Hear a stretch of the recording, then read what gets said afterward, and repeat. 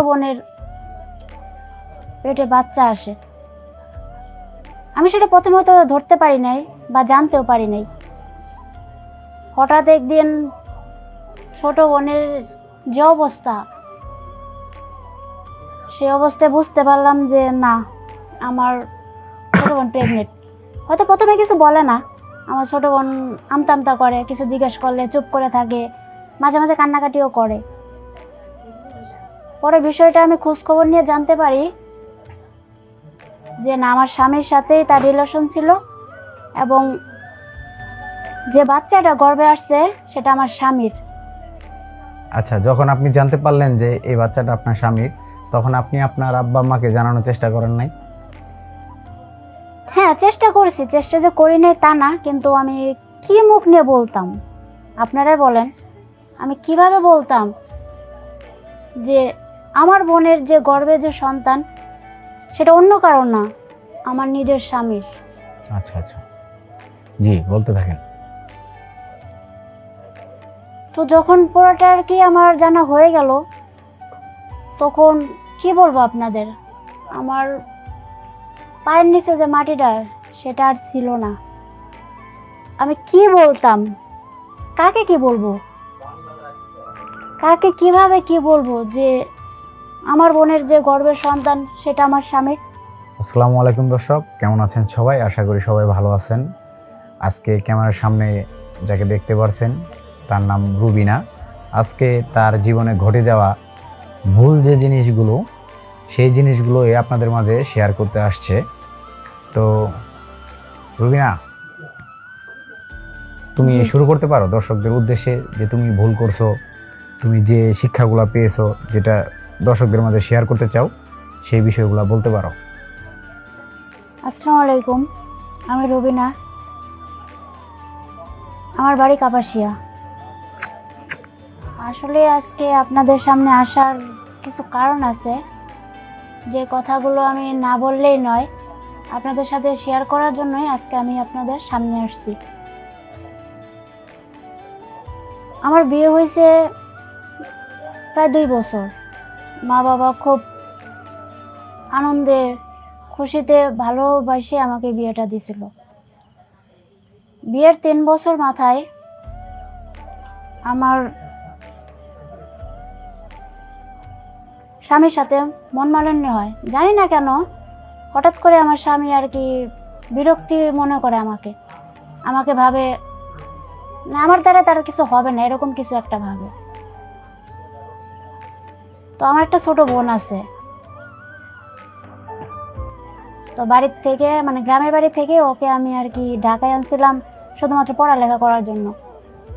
ও inter first ইয়ারে এবার। আমি ভাবছিলাম আমার ছোট বোন ভালোই হবে, কিন্তু কি থেকে কি হলো সেটা বুঝতে পারলাম না।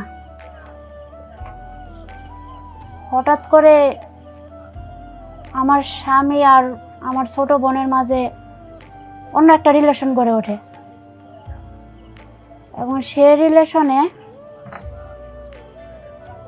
আমার ছোট বোনের পেটে বাচ্চা আসে। আমি সেটা প্রথমত ধরতে পারি নাই বা জানতেও পারি নাই। হঠাৎ একদিন ছোট বোনের যে অবস্থা, সেই অবস্থায় বুঝতে পারলাম যে না, আমার ছোট বোন প্রেগনেন্ট। হয়তো প্রথমে কিছু বলে না, আমার ছোট বোন আমতা আমতা করে, কিছু জিজ্ঞেস করলে চুপ করে থাকে, মাঝে মাঝে কান্নাকাটিও করে। পরে বিষয়টা আমি খোঁজখবর নিয়ে জানতে পারি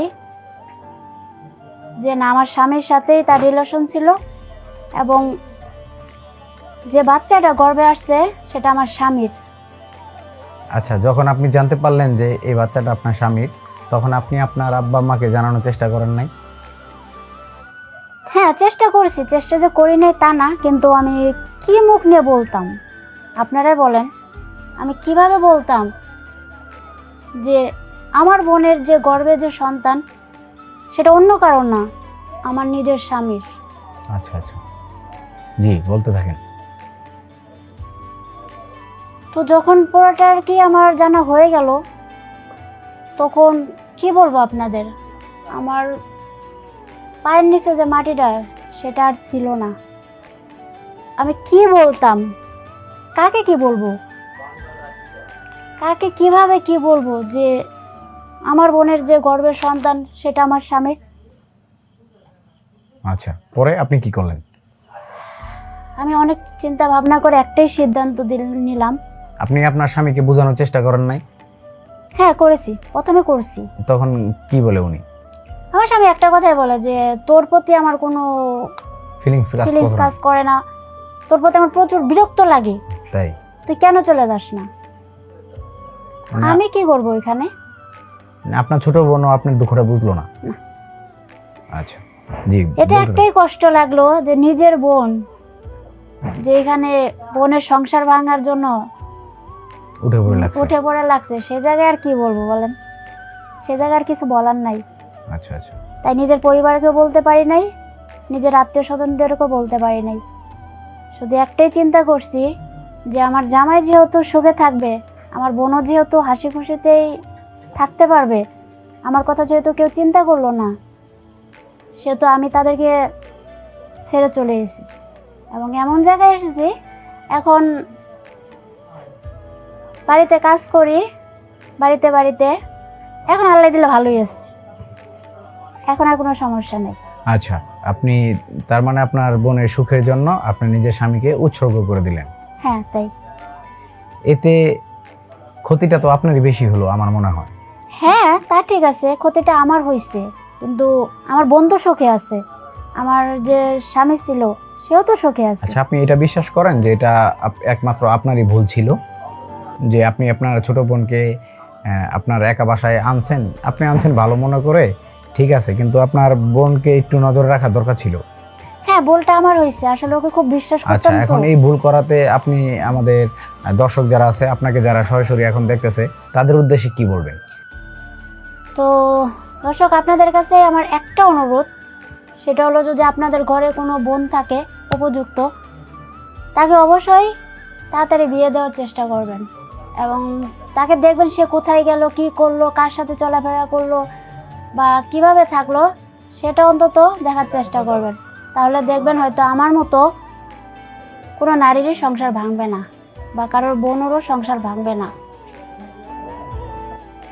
ঠিক আছে দর্শক, আপনারা তো শুনতেই পারলেন রুবিনার জীবনের একটি করুণ কাহিনী। সে তার বোনের সুখের জন্য তার নিজের জীবন উৎসর্গ করে দিয়ে আজকে বাড়িতে কাজ করে। তার জন্য সবাই দোয়া করবেন, আর তার সাথেও ভালো থাকবেন, সুস্থ থাকবেন। আবারও দেখা হবে নতুন কোনো এপিসোডে, নতুন কোনো রুবিনার গল্প নিয়ে হাজির হব আমরা। আল্লাহ হাফেজ।